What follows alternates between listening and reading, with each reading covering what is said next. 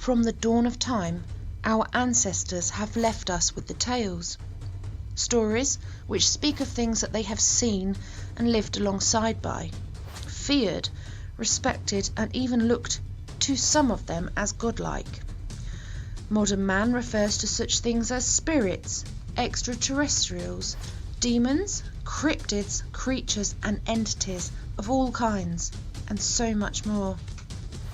These things and tales are now referred by most as myths and legends. But there are those of us that know what our ancestors spoke of was the truth. Those of us that have become obsessed in searching for answers and finding out the truth are here. We need the truth. This search brings us into the realm of the unexplained and unknown. It brings us on the trail. The search for living legends. Please join JR and I on the quest, and welcome to the search.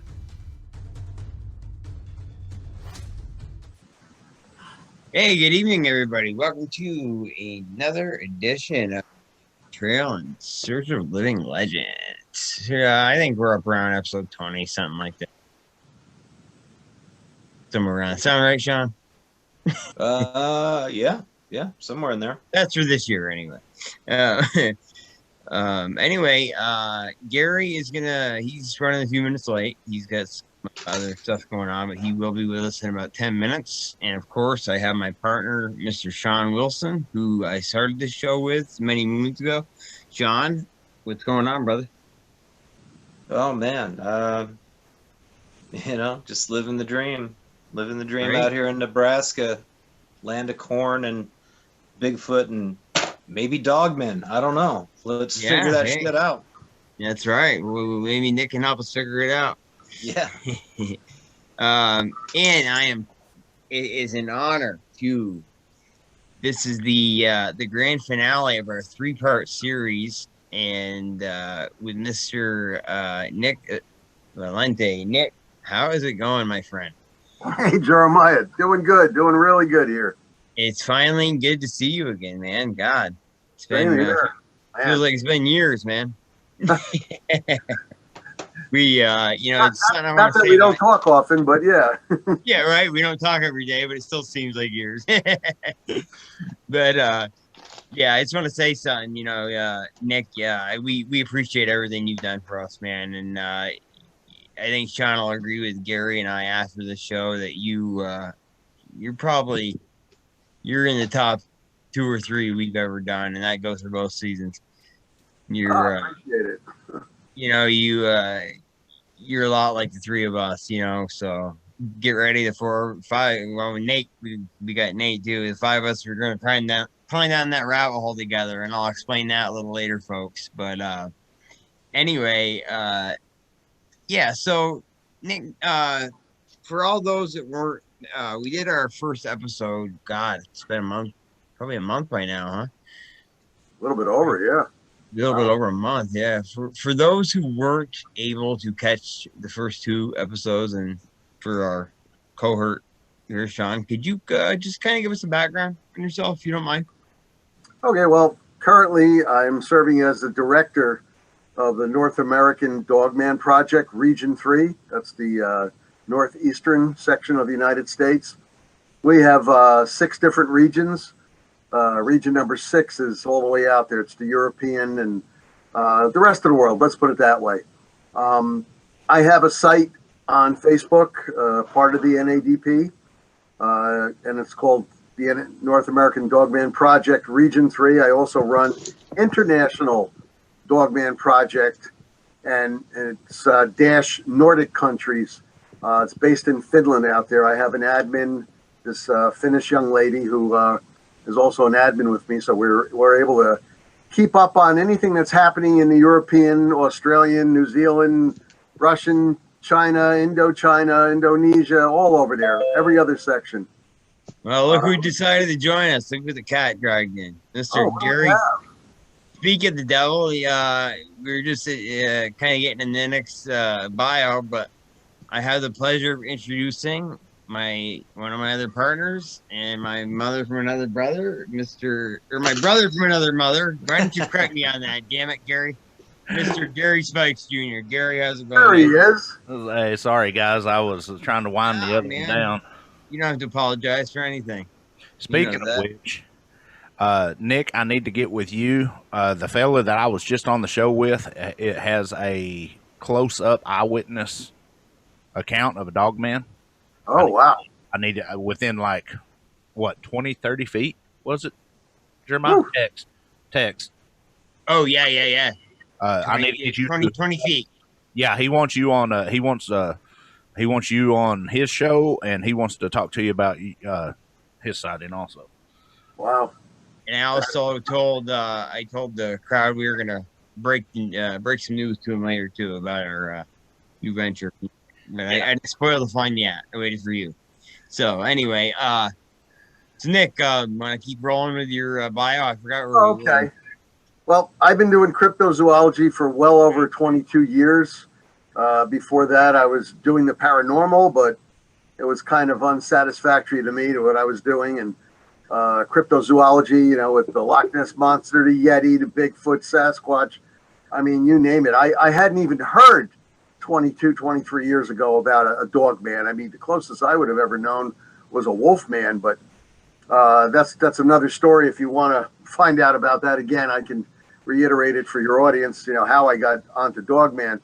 But I consider myself a Fortean researcher. That's a researcher of anomalous occurrences and also a cryptozoologist, as I have studied. I've taken 2 diploma courses. Of course, you can't get them here in the United States. Wow.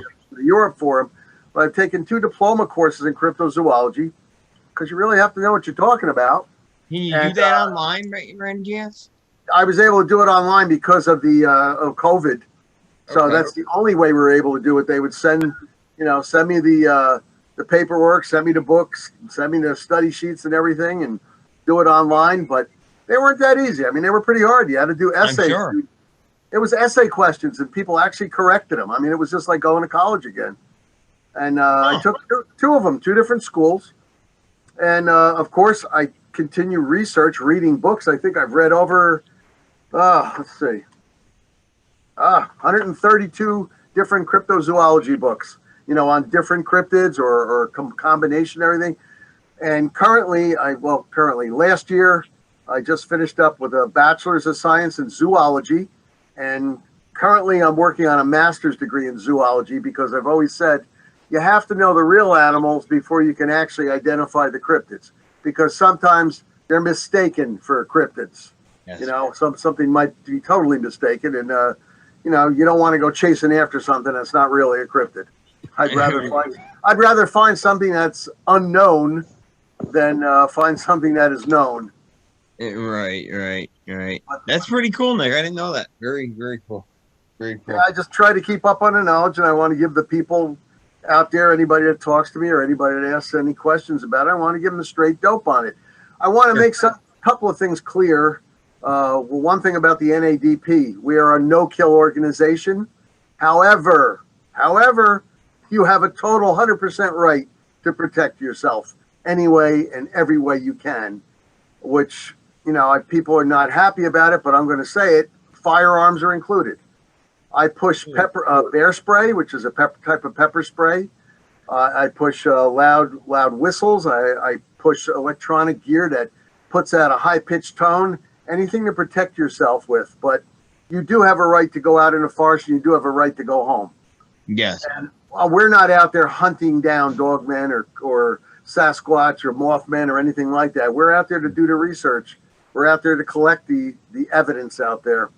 That's one thing I wanted to say. The other thing is that my background with cryptozoology and being a Fortean researcher, I do all this for the love of the science. I don't do this to make money.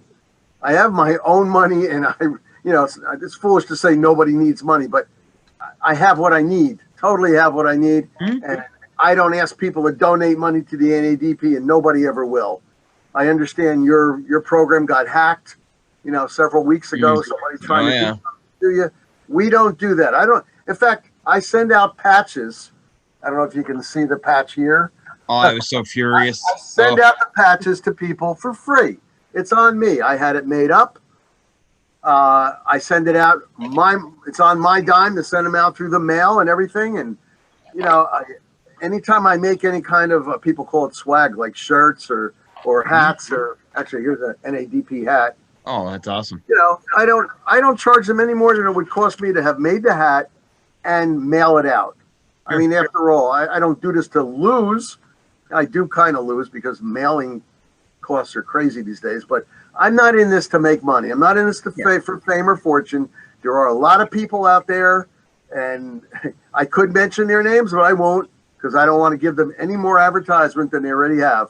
But there are people out there that BS the cryptozoology community just to have fame and fortune, and I just am so against that. There is a particular female author out there, won't mention the name again. She's a plagiarist. She's stolen pages upon pages from Jody Cook's book. Jody Cook, I don't know if you know, he's the founder of the NADP. He's an author. And this person has stolen stuff from his books. She does it for fame and fortune. I could care less. I just want to do it to help people, to help cryptozoology, and not to sully our name. And at the same time, I'm out there to prove or to disprove that these cryptids exist. Now, I've gotten some, I don't want to say hate mail, but I've gotten some nasty Facebook mail and some email. I don't know how they got my address, but from people when I think I was on your show also, when I spoke about the Chupacabra, the Jersey Devil, the Mothman. I've proven to my satisfaction, to me. Yeah. All right, because I've seen it with my own eyes, what these things were. And I mean, if you ever want to go into it sometime, we can. Sure. But, but at the same time, as I told you on your show, I have actually seen a variant 3, canine variant 3 Dogman 30 feet away from me. And we went through that, in the first show. And I can't disprove that it doesn't exist because I actually saw this. I know what a bear looks like. I know what a mountain lion looks like. I know what a coyote looks like. This wasn't any of them, and this was actually a canine variant 3.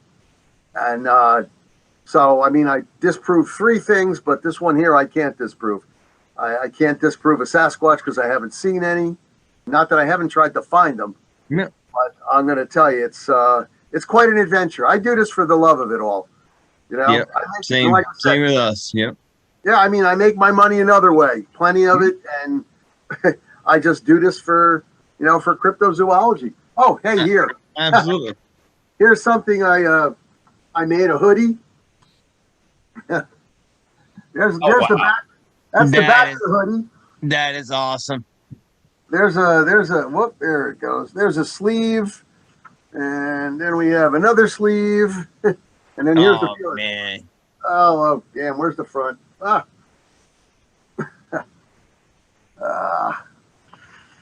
see. I can't. Oh, there it goes. That is. It says NADP Field Investigator on it. And these are really nice hoodies. I had them made up for my people, and I only charged them what I paid for it plus the shipping. I wasn't in it to make any money on it. I'm trying to get word spread of the NADP and the work that we're doing. Sure. But it turned out pretty gnarly, man. Yeah, it did. Yeah, I had some t-shirts made up also, and mugs. Check out the mugs. That's cool. I love that symbol. Where is it? There it goes. This is the international one. That's the international patch. And then where'd it go? Here's the current international patch. Though I don't know if you could see that. Huh? I put a blood moon in it. And there's the original one from Jody Cook. And then there's a variant. A variant of the patch. Yeah. But when we go out there, we have our American flags on, and we have our NADP patch, and wear our hats and everything. This way, people know who we are. We also have We also have an identification card that we hang around our neck Sure. when we're out there. This way people know what we're doing. And, you know, we do try to help out, and we do try to do a lot of the research. Well, that's a good thing. You know, a lot of people that, you know, wouldn't know who to turn to, you know, in your situations. You know what I mean? A lot of people get lucky knowing a couple people that are involved, you know, but for advice, and you know, a lot of people out there just wouldn't know, you know. So that's good. It's a good thing you're doing, Nick. You know. Well, like that lady I was telling you about.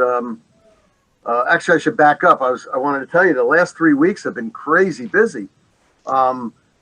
Where you are up in the Adirondacks, I believe it is, in New York State, come straight down to Highland, New York, come straight down some more, and I can't mention the town, but because we're still investigating, I don't want people going there, but Northwest New Jersey, and with ley lines, it's a straight shot, the ley line from where the Adirondacks through Highland, through Northwest New Jersey.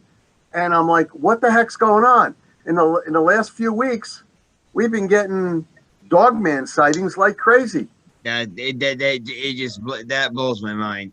It's just amazing. I don't know what's going on. I mean, the lady in Highland, New York, she was terrified. She was calling Jody Cook up every day.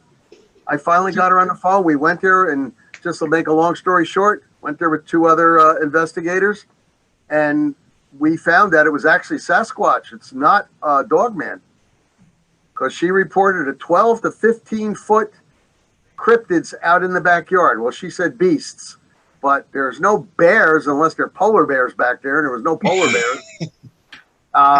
And she had it marked on the trees, and you know, so I told her, I says, you really need to get a Sasquatch organization out here, because we deal with, you know, not that we don't want to help you. We did come out there, and like I told you, we did put cayenne pepper, lines and lines of it all around her property, double layering at some points. You know, maybe that'll dissuade the Sasquatch from bothering her. Yeah. Jeremiah, the lady, was scared. I mean, really terrified. My kind of lying.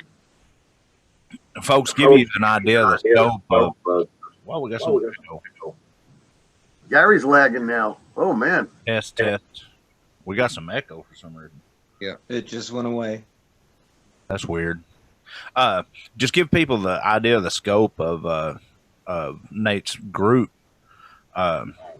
He contacted me 2 weeks ago about reports of dogmen in southeastern Oklahoma, and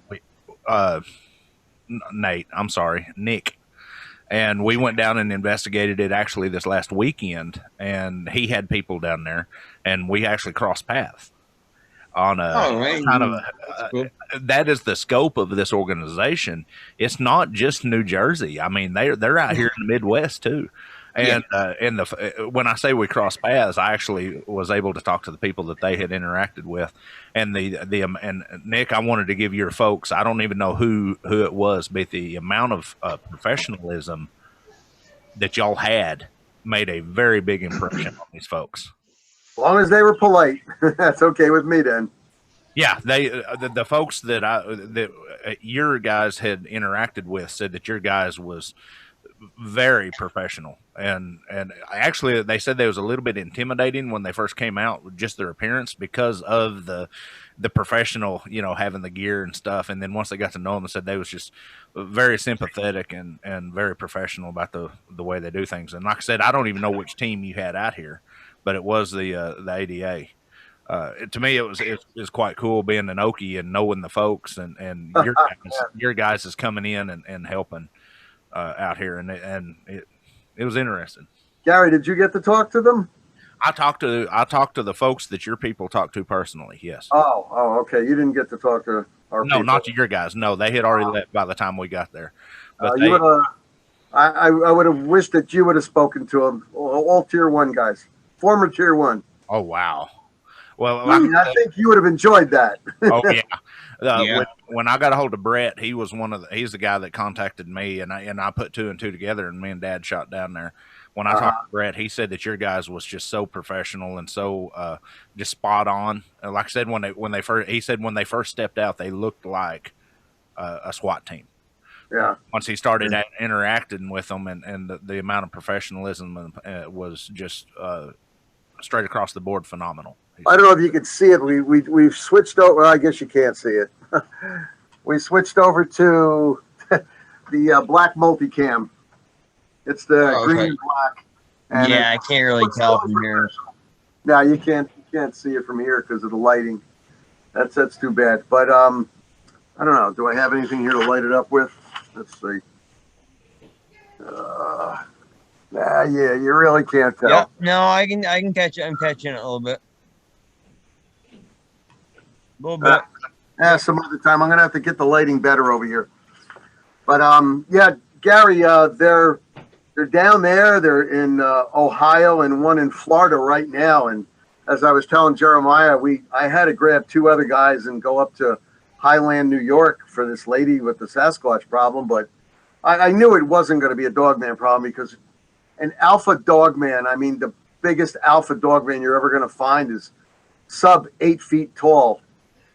And she was talking 12 to 15 feet.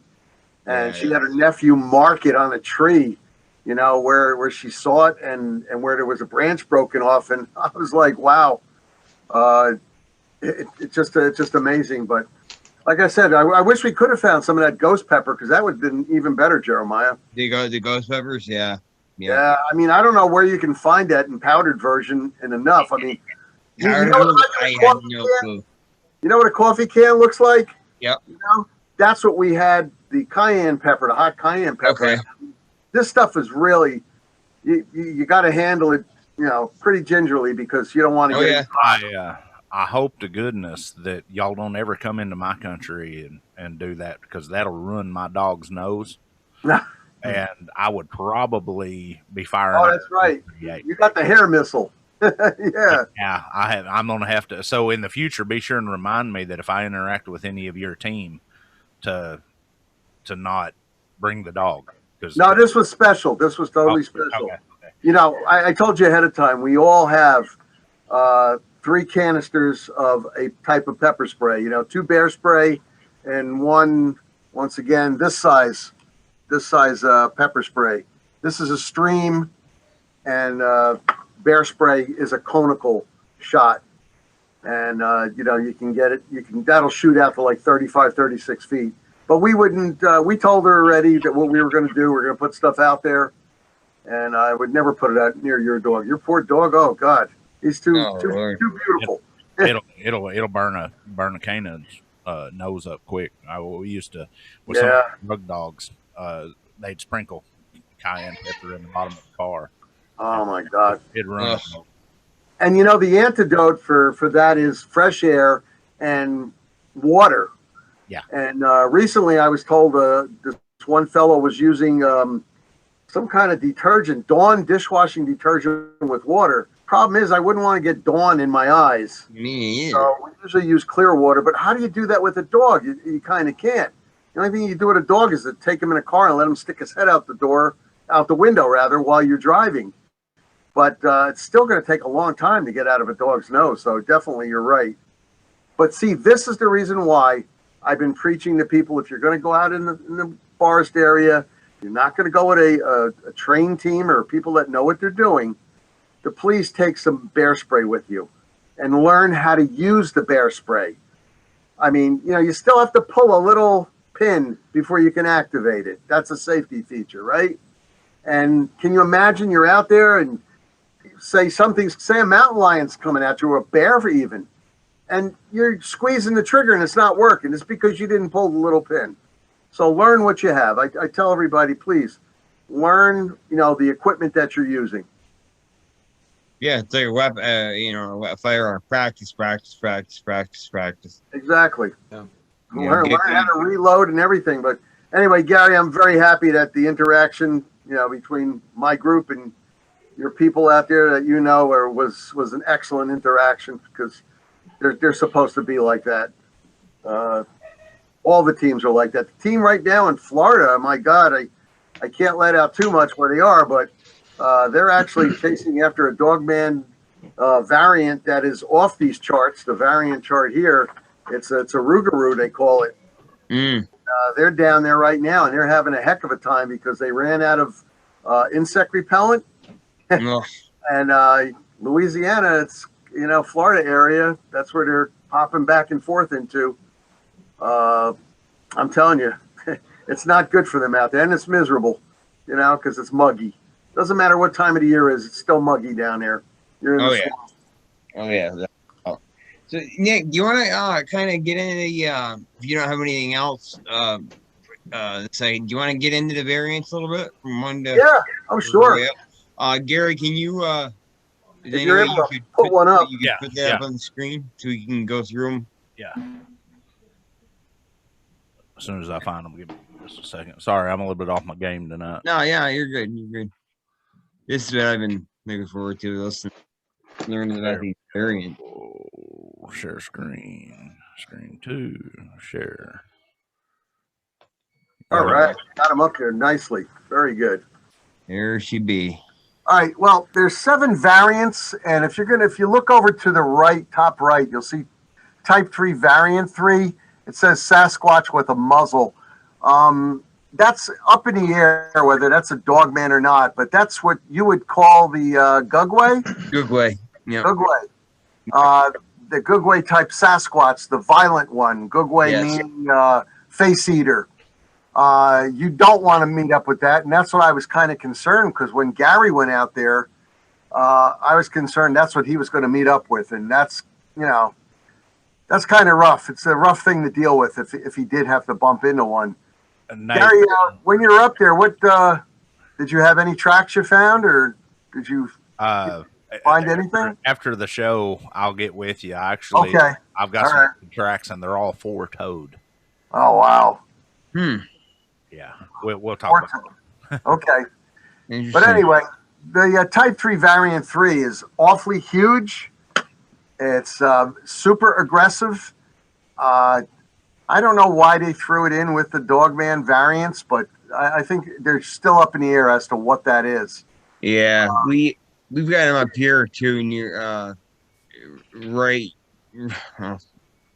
not very far away, right in more into Canada, but you're talking maybe 10 miles into Canada across the border. You'll run into these guys, and they are you hear nothing good about them. No, nothing at all. And you're right. They're over in the Canadian area.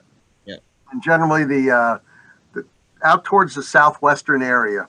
The Algonquin Indians hate these things. They absolutely hate them. And so the Iroquois do too. Oh yeah. Well, most of the Native Americans in the United States and the First Nation people in Canada, they speak about them all the time, and they don't really like them that much. You don't even like the name brought up.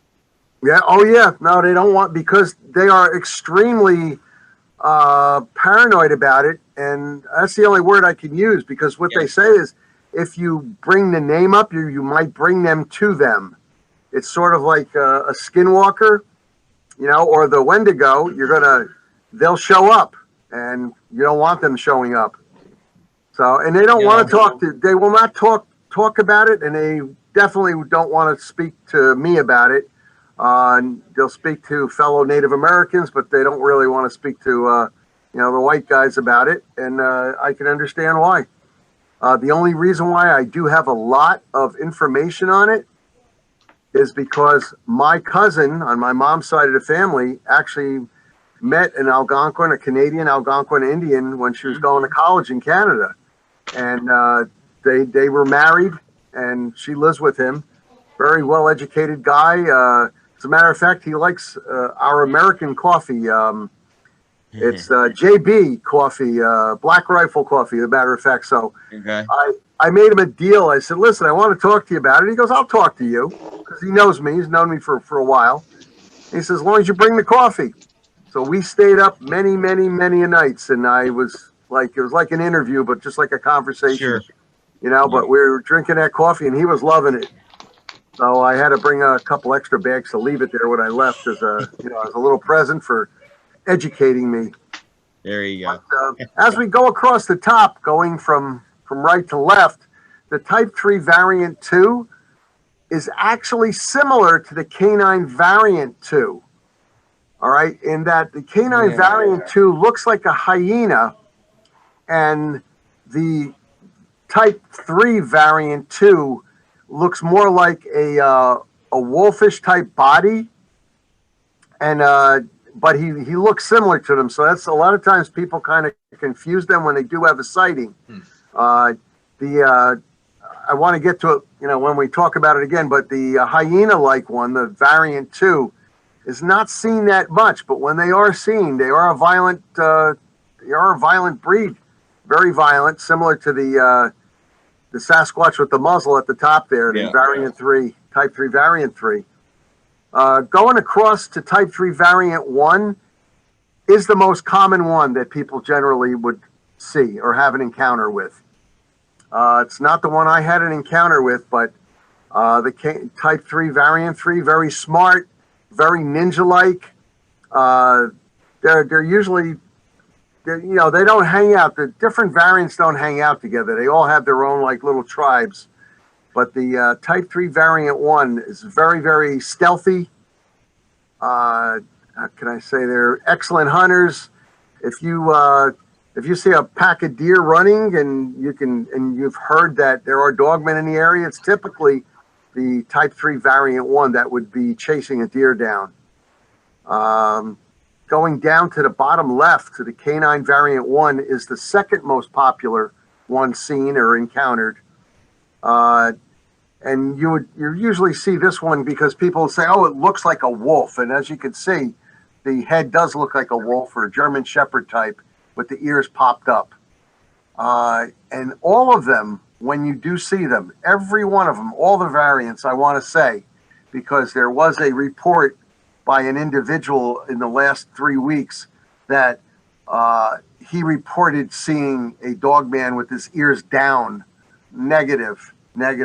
If you actually see a dogman, he's in alert mode or aggressive mode, and those ears are up. When have you ever seen a dog, a wolf, when they're in alert mode or in aggressive mode and their ears are down? Jeremiah, I don't know if you've ever seen it. And Gary, is your dog ever like that when it's, most of it, echo come.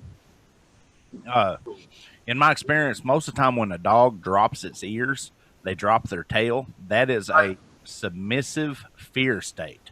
That's not. Thank you. Yeah. Exactly what I wanted to bring out. And I wanted somebody else to say that besides me. Because never have I read a report, and I've read well over 1,200 reports that reference to dogman, an encounter or an insight or a sighting. And anytime they mention the ears have been up.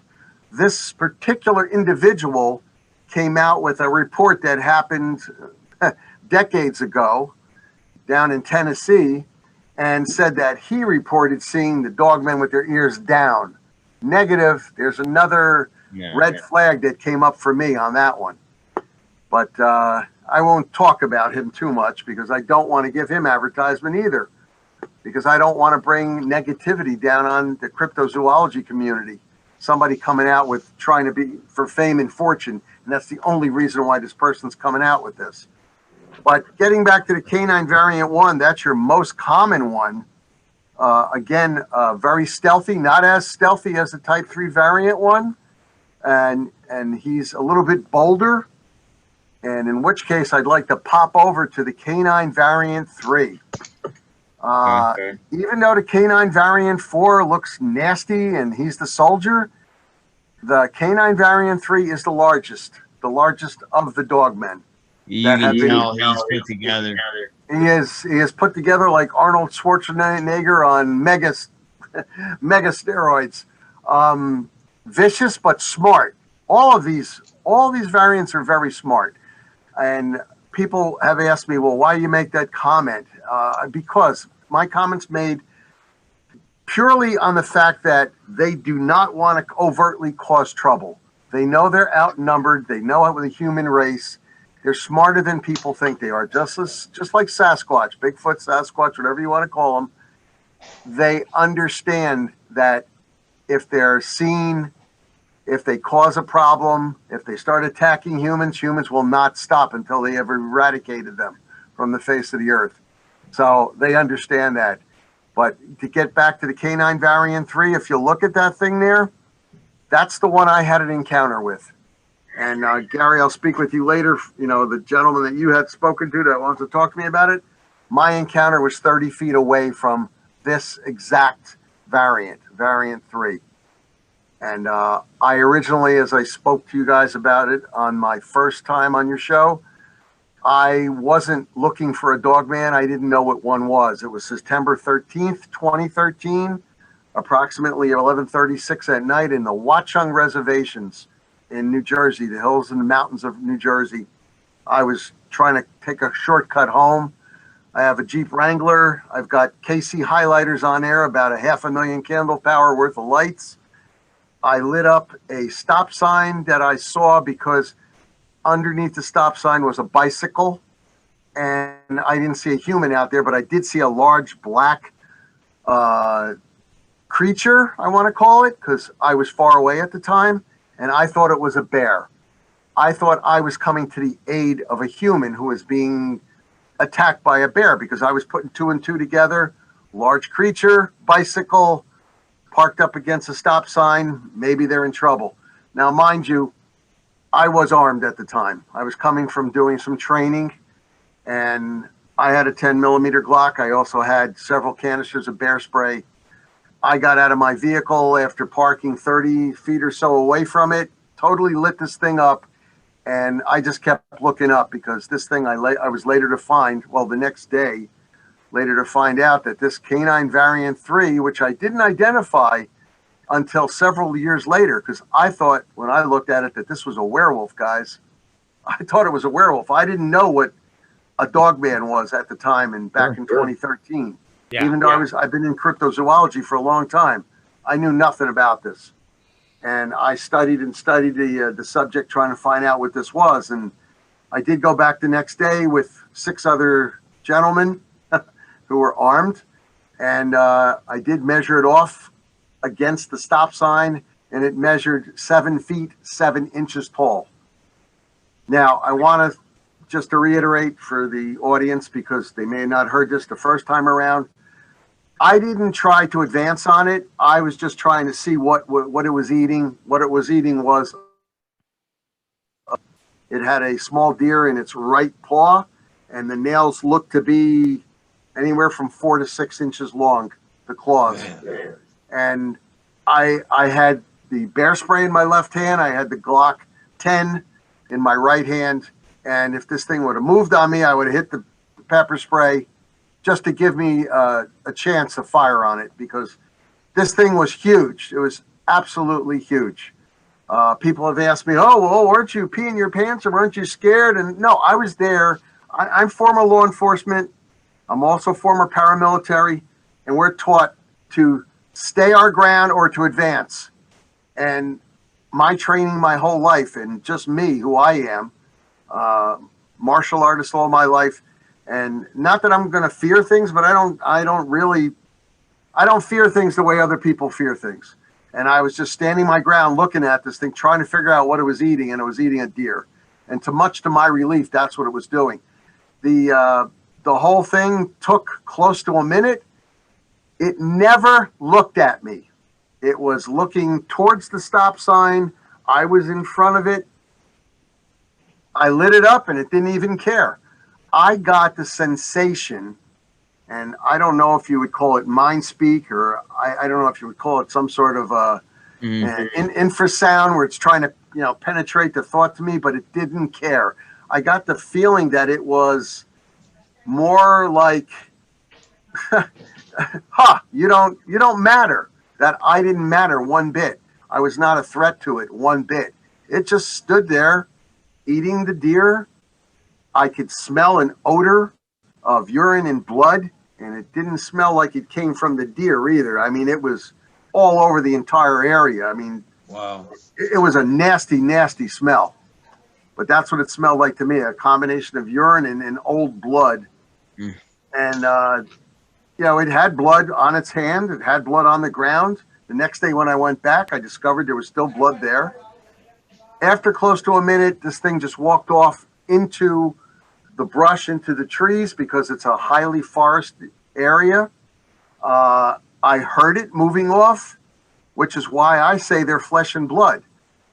And lately, when I talked to you guys last time, I had told you I had just finished doing a 6-month report, an investigation into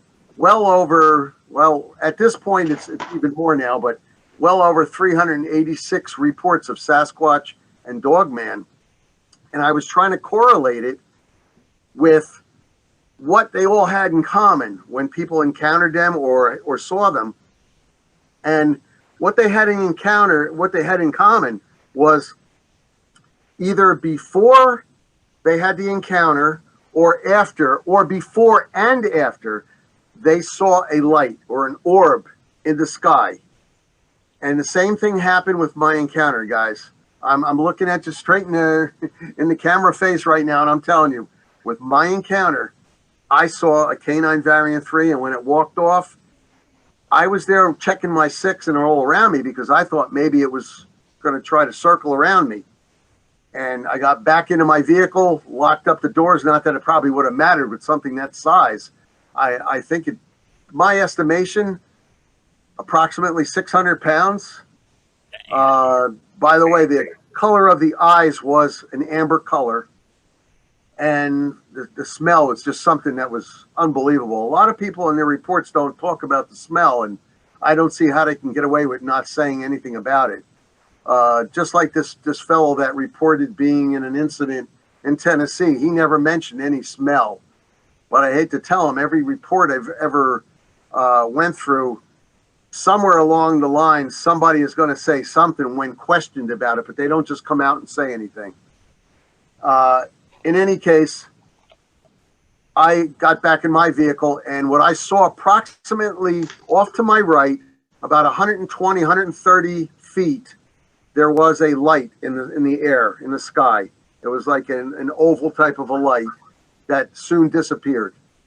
So that was my encounter, and I'm interested, Gary, to hear what this gentleman has to say that you know. We'll talk about that after the show, but Sure. very interested to see what type of variant he saw. Maybe you can send this to him. That was something. I did come back, like I said, the next day with 600 other fellows, and we did check the area out. And I did not come out with this until this year because we have been investigating that area for well over 6 years now. We've been in that area at least once a month for over 6 years because I've been trying to find it, and I have not. Anyway, in continuing with the variants, the canine variant 4, that's the one they call the soldier one. It's more blocky. It's not as muscular defined. It's more like like you would consider a power lifter versus a bodybuilder. Right. And Right. they are extremely large. They probably tote around 700 to 800 pounds. Very rare, though. Very rare where you're going to see one of those. My reports have only came up with 5 out of well over 300 reports. I only came up with 5 sightings of a canine variant 4. But that's it for the variants for now. I mean, it's interesting for people to study them, what they look like and everything. Now, for a guy that doesn't know anything about this, can you tell me the body type, the hands, the legs, the feet, how are these things built? All right, feet are going to range, depending on the variant, from 4 to 5 different claws on the feet. Okay. All right, 4 to 5 toes or 4 to 5 claws. They're built like, excuse my French, but built like a brick shithouse. I mean, these things are muscular. The canine variant 2, the hyena, is not as, let's put it this way, he doesn't have the definition of like the variant 3 or the variant 4. All of them look muscular, but the canine variant 2 is a little bit less. Don't mind you, very strong. They're all super very strong. Wrong word to use. Very super strong. But he doesn't look as muscular. And if you were ever to get a full picture of the two of them, the canine variant 3, canine variant 4, and maybe the canine variant 2, and compare them, you'll see that he looks like he doesn't work out at all, and the other two do. Right. Right now, with the legs or the knees and stuff, do they have like dog-like back legs that bend that way? Depending on which variant we're talking about now. Yeah, I understand what you're saying. The back legs are like a German Shepherd. They go backwards from the way our knees go. Right. The one I saw, the variant 3, had regular human type knees going forward. Okay. Very muscular legs. If you find the canine variant 1 and type 3 variant 1, they're going to have the backward facing knees. And that's the only two that I've seen that on in a report.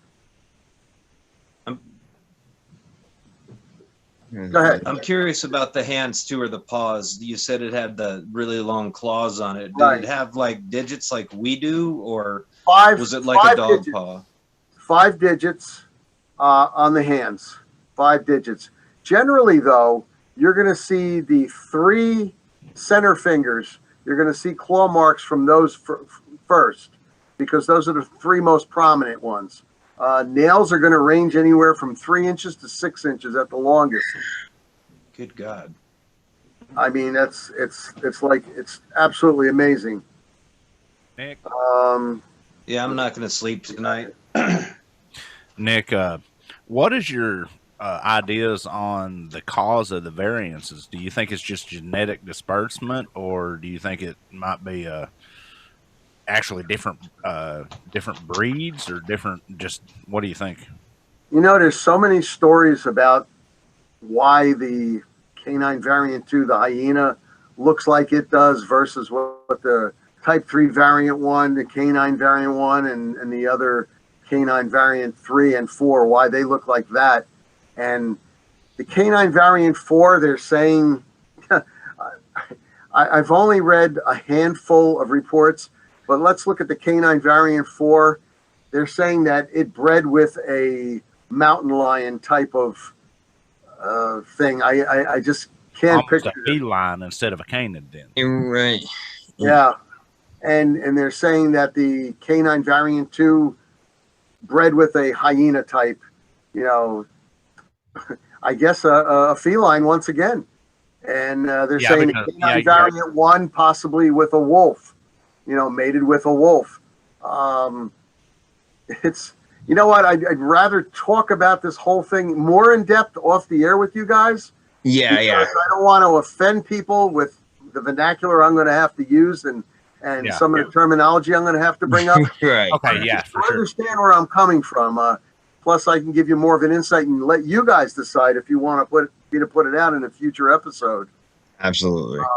Canine, the type 3 variant 1, if you look at it, possibly mated with a some type of ape, so therefore we're going to have the variants over there, and that's why, like I said, the canine variant type 1 has the backward facing knees, that have been reported.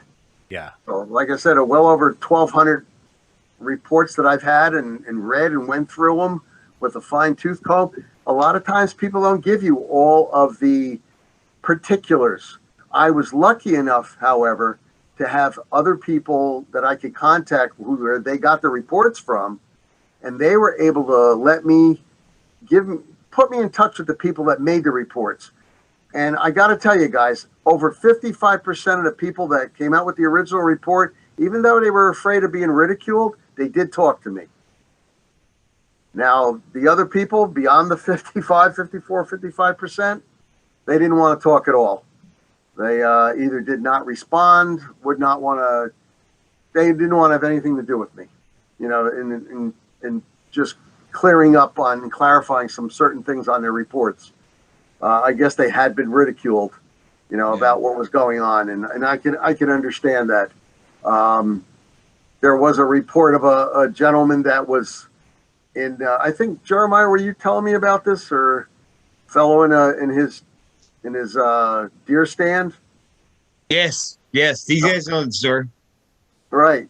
And I read a report similar to that. When did that happen? Yours? Oh God, the one my brother, the one my brother-in-law was involved in, or the one where the guy. Where his tree stand was hunting stand was 12 feet off the ground in a tree. Okay, that would have been the guy hunting down there near where you were.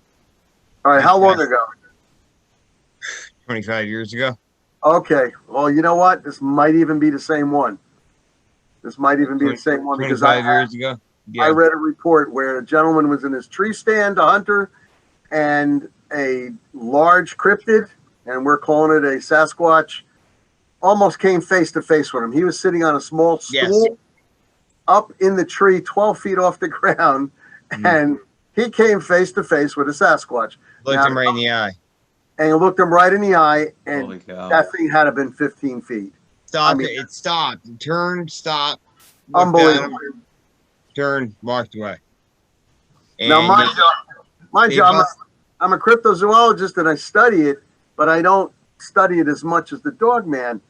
And to read stuff about Sasquatch being that large, even to us, that's just unbelievable. Unbelievable. I mean, and this poor guy, they busted his chops for 25 years. I mean, I got him on the phone one day and he was in tears. You know, I said, give me just something. He's like, Jeremiah, you don't know what I went through with these guys. I wish I could talk to him because I'm wondering if he's the same fellow. Because listen to this story. I can find that out. Well, what I read, and what the story I read was, you know, after seeing him and everything, he went right home, right, and his friends were there and everything, and they were talking, they were looking at, he's going, just give me some time, give me some time. And they pushed him on it and pushed him. And he goes, you guys won't believe me. Leave me alone. They pushed him on it. When he told them about it, they ridiculed him. And for 5 or 6 years hence, they still ridiculed him about it. So he really sounds like the same story. It sounds like the same guy. You know what? And you see, how does this get around? You know, I'll find out. My question is, with the thousands and thousands of reports throughout the entire world, and 3,000 reports of Sasquatch and Dogman just on the West Coast, and well over 800 reports within a 10-year period up in Canada, and not to mention the rest of the world, is everybody lying? Is everybody trying to tell a story? Is everybody hallucinating? Yeah, is everyone on an acid trip? You know, come on now. I mean seriously now. Yes. I know what I saw, and I'm not going to get on here and be ridiculed by thousands of people saying, oh, yeah, sure, you saw it. Yeah. No, I did. I know what I saw. Yes. You know, and I've come out with it now after years and years of trying to research it, and only came out with it because I found out that there is such a creature out there. You know, this is not a one-off occurrence. No. But anyway, to answer your question, that's why I believe the variance. And like I said, off the air, I'll discuss it with you guys to see if it's proper to discuss what I found out and what my research has come out with. You know, that's about my answer for that. Good deal. Can you just touch on that type 3 variant 3 a little bit more if you could? I might have missed you. I might have. Well, you're good. Is that what, that's the one that Gary was going after? Okay. Yeah, the beast of 7 shoes, they call it. They say picture. Yep. Yeah. Can you get it? What do you on your end? What do you know about it, Nick? Well, the body type is that's what like I said, I don't know why they put it in here, but I guess they wanted to have 7 variants. But that thing is, compare that to like a ginormous power lifter. I mean, it is. It's not well-defined muscle, but you can see it's huge. Yes. And that one there is generally going to run around 12 feet tall, maybe bigger. That's what we would call it. Type 3 guys, type 3 Sasquatch. You would call it a type 3 Sasquatch then also. Okay. Yes. And I guess because they find these things climbing trees, the encounters and the reports that we've read is they're in trees, Now, I don't know where you're going to get a tree carrying something like that, 1,200 pounds or so, or whatever it weighs, because they're super blocky, super muscular, without the definition, however. Right. And they're super aggressive. Yes, The Native Americans call them face eaters. Mm-hmm. And if they see you, that's it. They're super aggressive. When Gary said he was going out there, I was like really concerned because my people were out in that area specifically because there was a group of them spotted out there. And that's what the report said.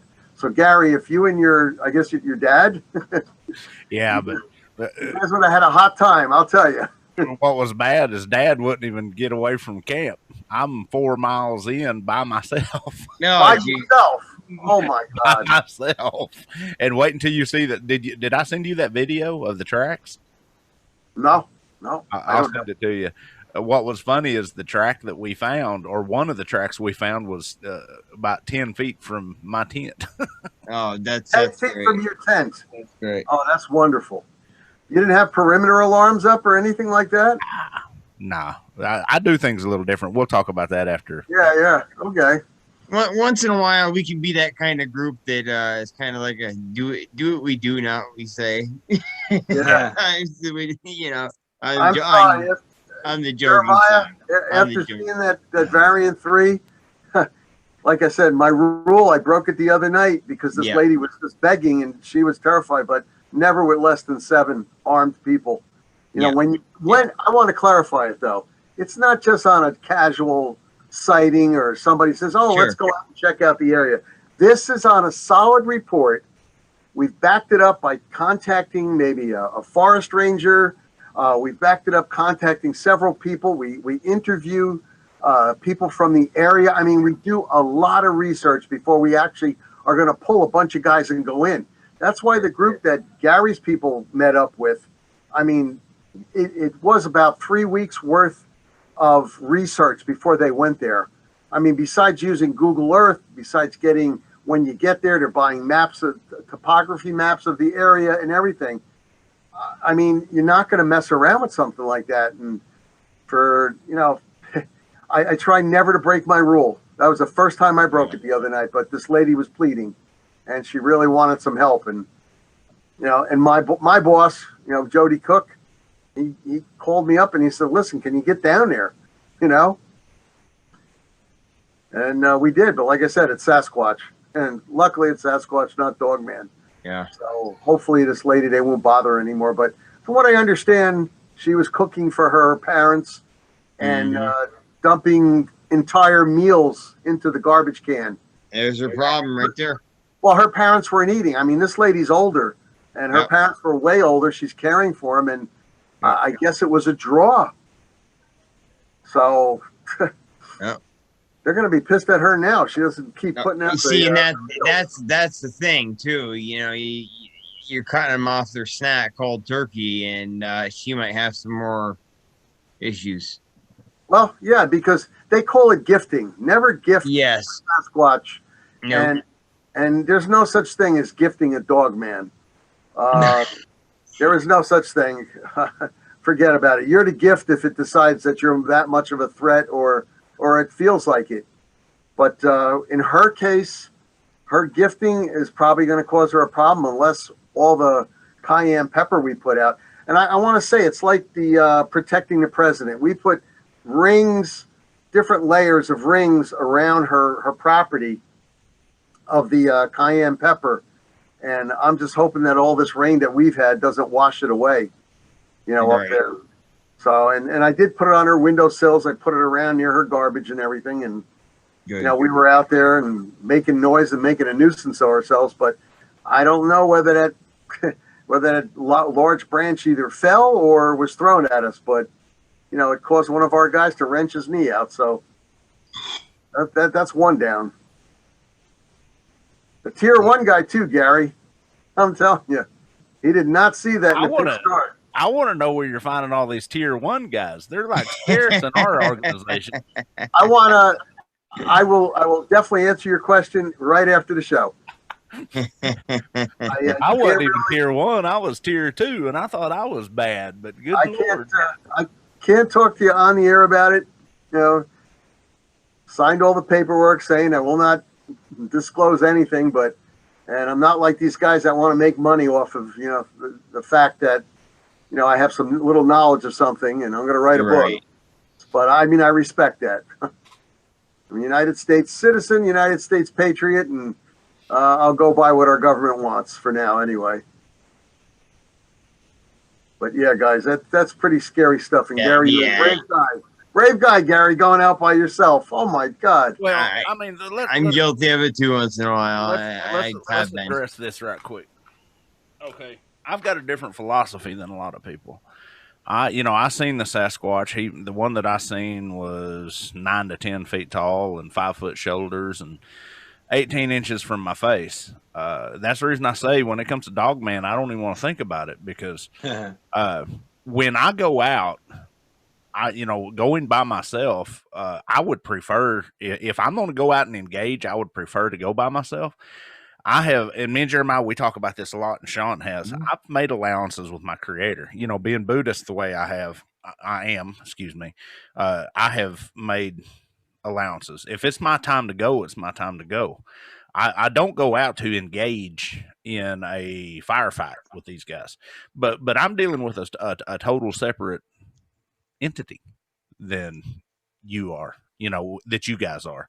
If I come across tracks or behavior that how would we put it? That's the reason I track so much, because you can glean so much information from behaviors from tracks. If I see that aggressive behavior, or if I hear it's an aggressive report, I don't go after it.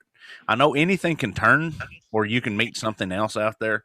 That's just a risk that we take. But you guys take on those more aggressive reports. I honestly, it would take a 4 or 5 man team, and I still think you'd be hard pressed to take on more than one. Even if you engaged a Sasquatch with the loadout that y'all have, talking to what I was. A 13 guy team with 5.56 and 308 might take out 1 or 2. But they're going to get about 4 or 5 of you guys ripped up quicker than, because that's how fast these guys are. And of course, that. And that's the reason I love how y'all engage it, is you're not going out to engage. You're just going out more prepared than 99% of the rest of us. You guys are not, and I want to reiterate for the folks, is y'all's organization is not an engagement team, even though they look it. They're not an engagement team. They're a research team. They're just a little bit more prepared than guys like me. I'm just a little crazy. Well, you got to understand too, when a 7-man team goes out, not in that particular case, not in the case where they met your people up where they were. That was a research team built of guys that are former tier 1, I'm sorry. Yeah. And they were gathering information. Yeah. Well, once again, it was not an engagement team. It was a research team. It was a research team. And the thing was, they had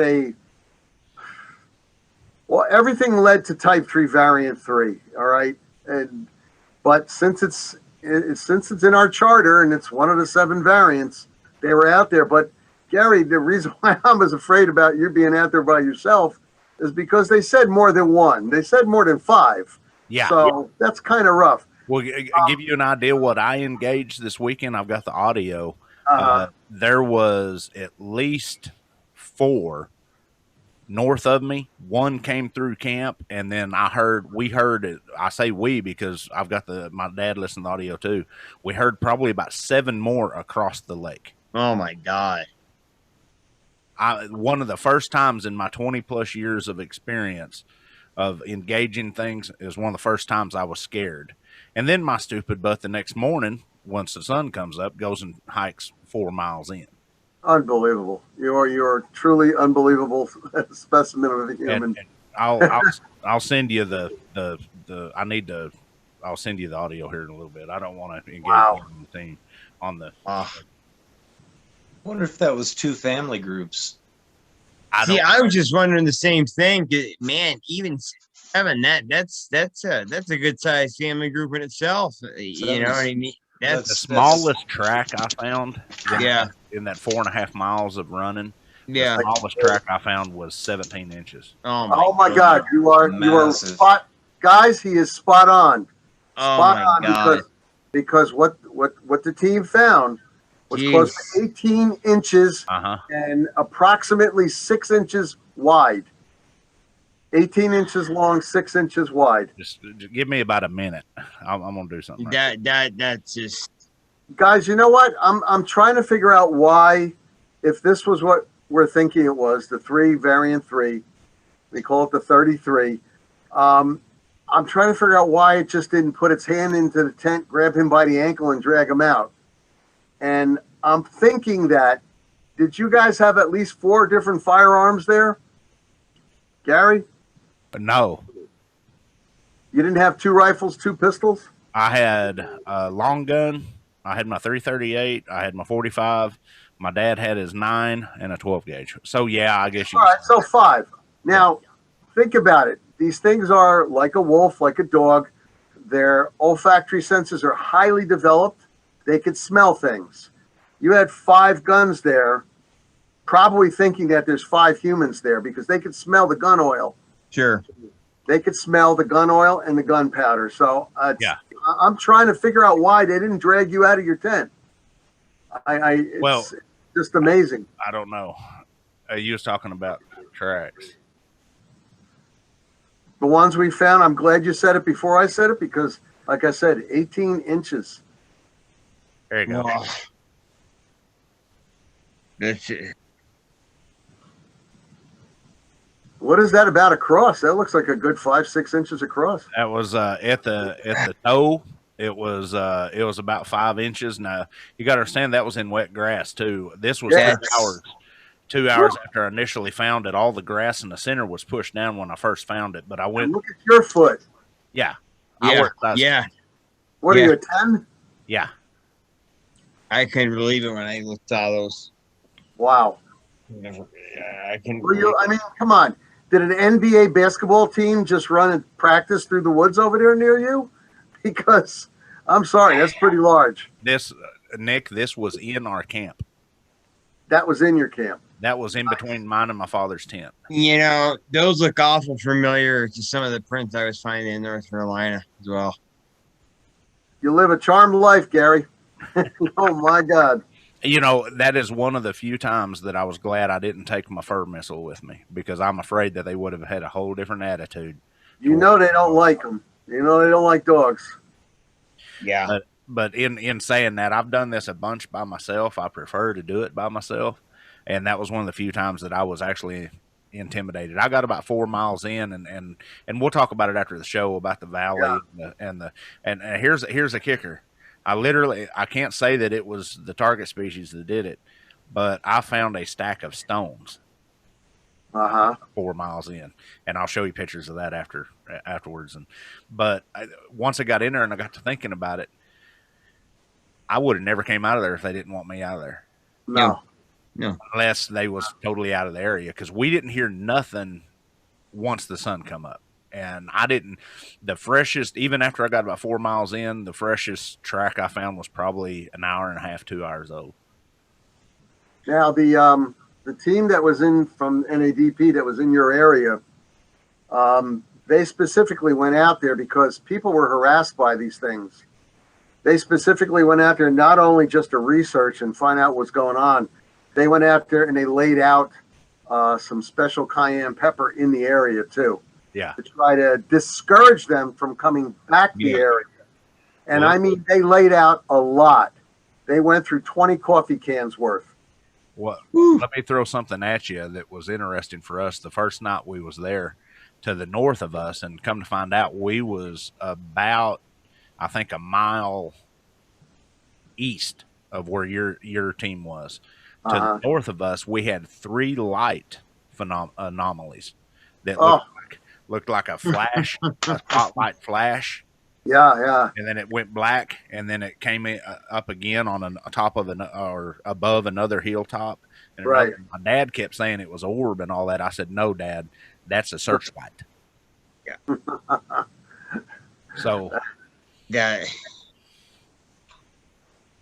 Yeah, I just thought it was weird. We was literally in there. Your guys had left 4 days before we got there, according Right. to and because you had sent me the text on Tuesday, Right. I think it was. Yeah, it's so funny that it crossed over, but like I said, that was one of the few times that I was intimidated, and I told my dad. I said my dad actually kind of got worried. He says, "You've never, been gone that long without checking in," and I was so endorsed, and there was so much sign. I even found knuckle prints and weird alteration. It was like when they was impacting the ground, it was like this. Injuries, maybe.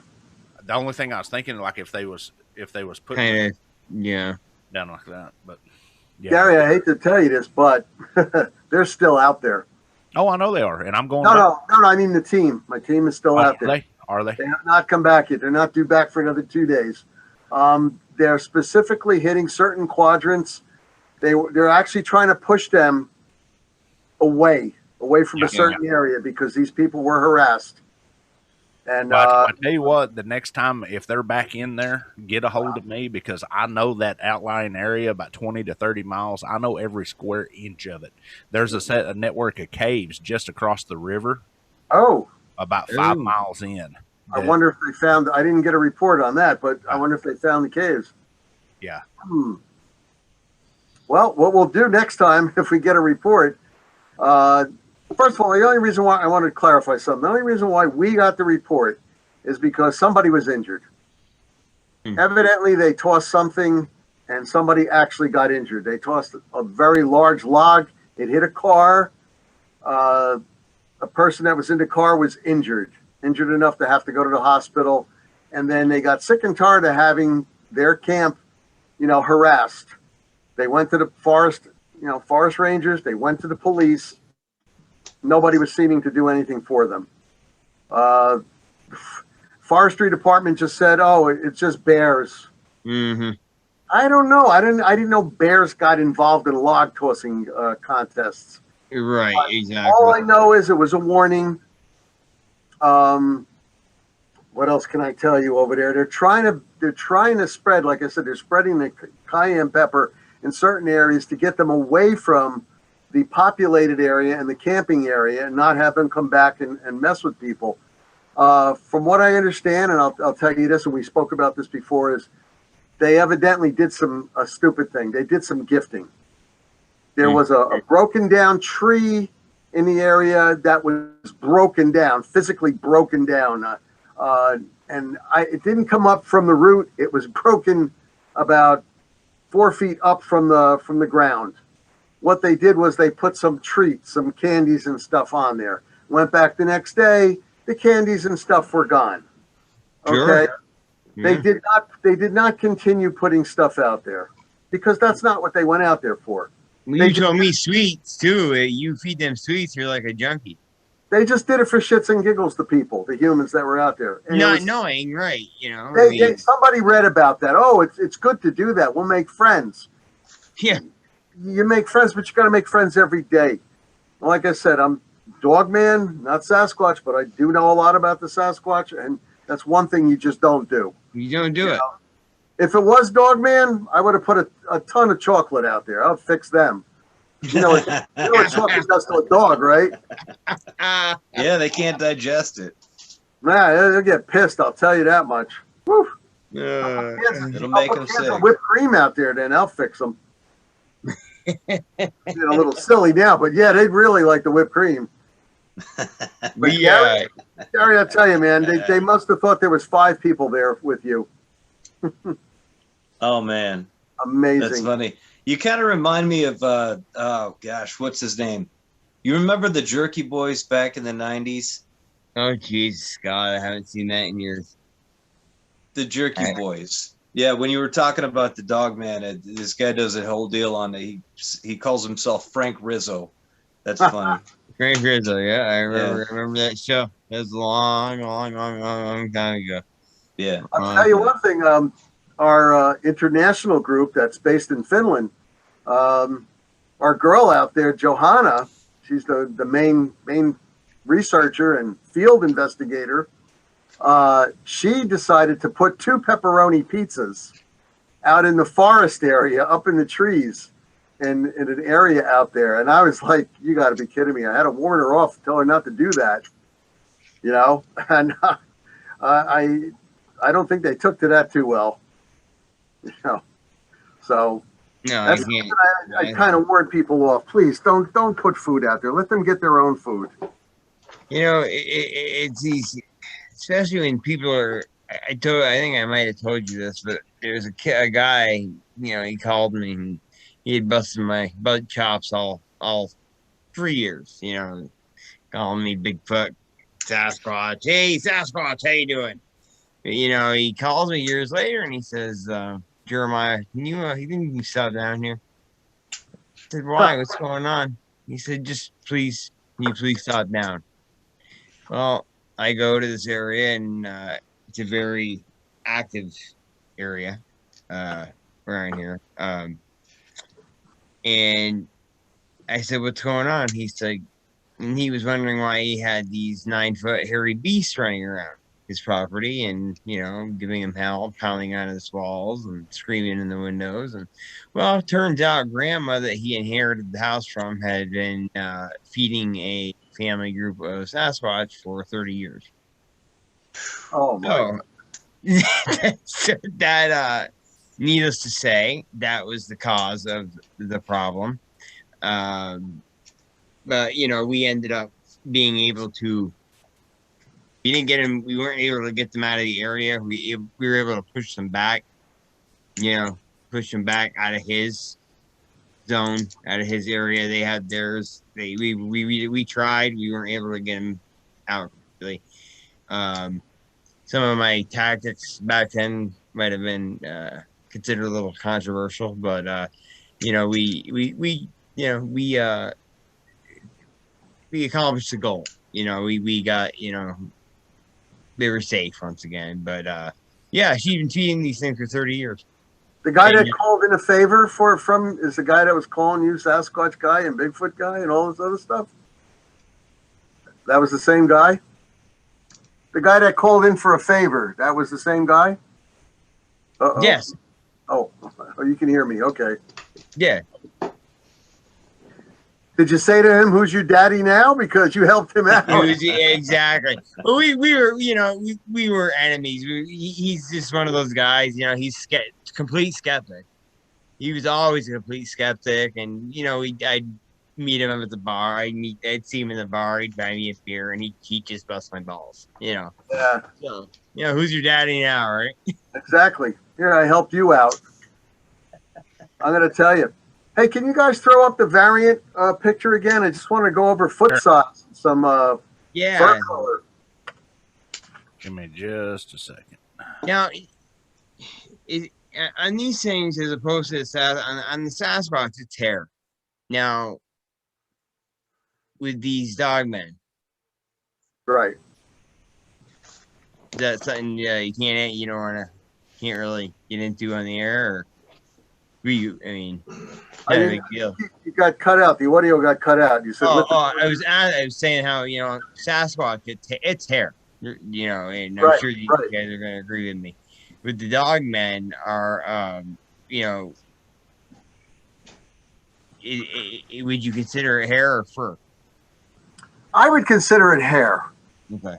Okay, I would consider it hair. Now, going from the two top, the left one in the center, variant 3, the type 3 variant 1, type 3 variant 2, go down to canine variant 1, canine variant 3, and canine variant 4. All very, very dark black hair.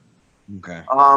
Going over to the variant 3, type 3 variant 3, the Sasquatch version, that one you're going to get a deep brown, black and deep brown hair. And as you can see on that one around the collar there, they actually have grayish hair, like a wolf. Let me ask you a question. That picture I sent you, that looks an awful lot like that picture. Which one? The one where it's through the trees. Uh-huh. You're talking about the variant 3, type 3 Yeah. variant 3? Yeah. Just if I picture it where it says, it's got with a muzzle. Right. I'm picturing that muzzle, and it's looking awful.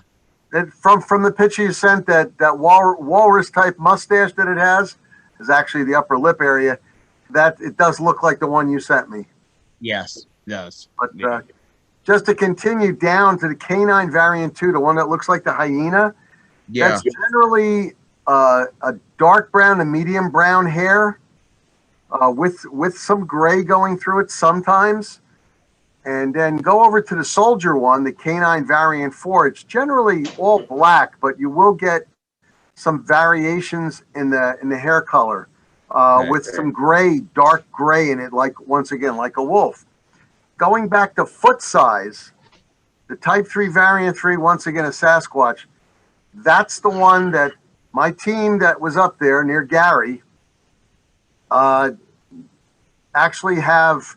Oh boy, they got pictures. They've got casts close to 18 inches long, 4 inches wide at the widest. Now, looking at the other ones, go down to the canine variant 4. That one there, approximately a 15-inch foot. The canine variant 3, 12-inch. And then you're going to go to the canine variant 2. That one's the smallest one of all of them, actually. Is generally 10 inches.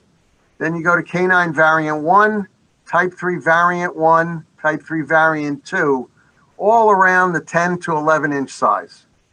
I mean, not huge feet, huge feet. Yeah, but, what little research I've done, they're not supporting the mass that a Sasquatch is. No, not at all. Not at all. Not at all, Gary. Except the variant 3. Well, see, to me, the type 3 variant 3, I've always looked at them as a Sasquatch. I agree. And I have to, Gary. I have to. Yeah, I agree with you guys. The canine variant 3 is the one I've always called the Beast of Bray Road. That's the one that I can't even think of her name now. Yeah. I say it all the time. Yeah. Well, the canine variant 3 and canine variant 4 are the ones with the largest front canines coming out. Yeah. They're the largest ones. The variant 3, the type 3 variant 1 and the canine variant 1 generally have more like a regular wolf type teeth structure. Yeah. Right. But the ones with the really long fangs are the two there on the lower right. But Gary, I keep thinking of it. You're 4 miles out by yourself. Amazing. I hate to say this on the show, but I'm kind of wanting to get over there once we get off the show, because I've got some information that I need to put out to you. I'm going to say this on the air. Jeremiah, you've heard me talk about bison research area.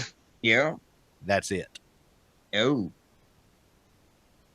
Okay. So that's my home territory. Yeah. I'm wondering whether my guys were in that general area, and maybe if it's the same guys, they was. I'll give you the location as soon as we get off the air. He knows every bit of that territory in there. While I don't know every bit of that territory, I do know this, that we have GPS locations where they stopped and they were marking it, so I can take from what he gives me and match it up.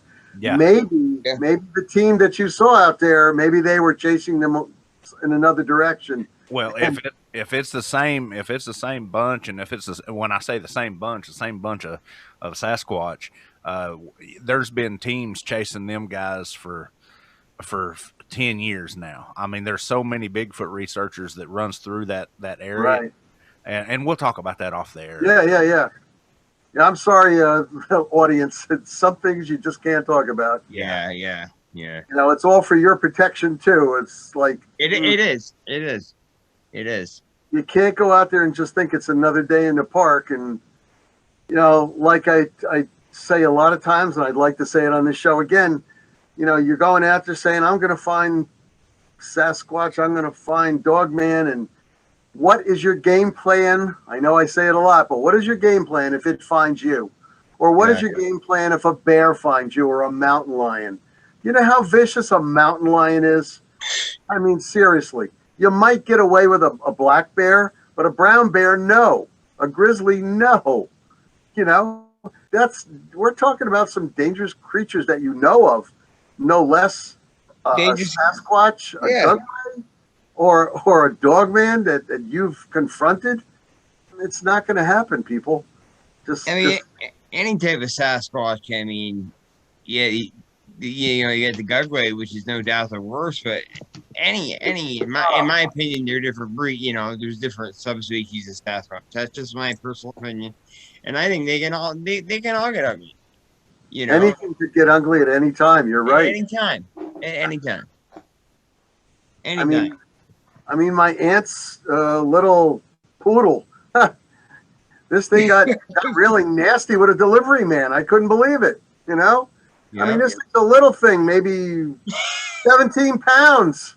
Went after was growling and baring the teeth.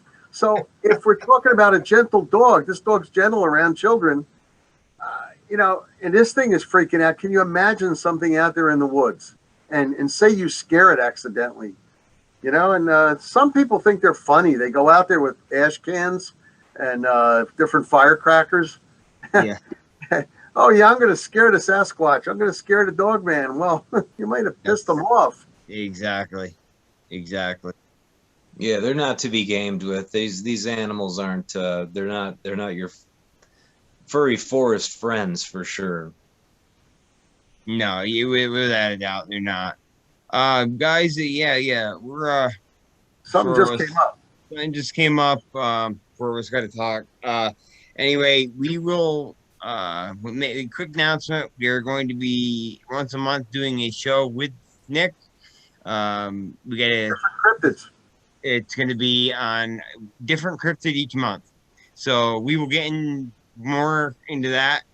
We'll keep you updated. And so we had to cut it short. Actually, we didn't cut it short. It was a pretty good show. So anyway, everyone have a good night. Thanks for joining us. And we will definitely see you soon. Thanks for having me on. Absolutely. It was an honor once again. Yeah, it was great to meet you, Nick. Hey, same here. Everyone have a good evening from the OTT. Good night. Have a good night, guys. Good night, guys.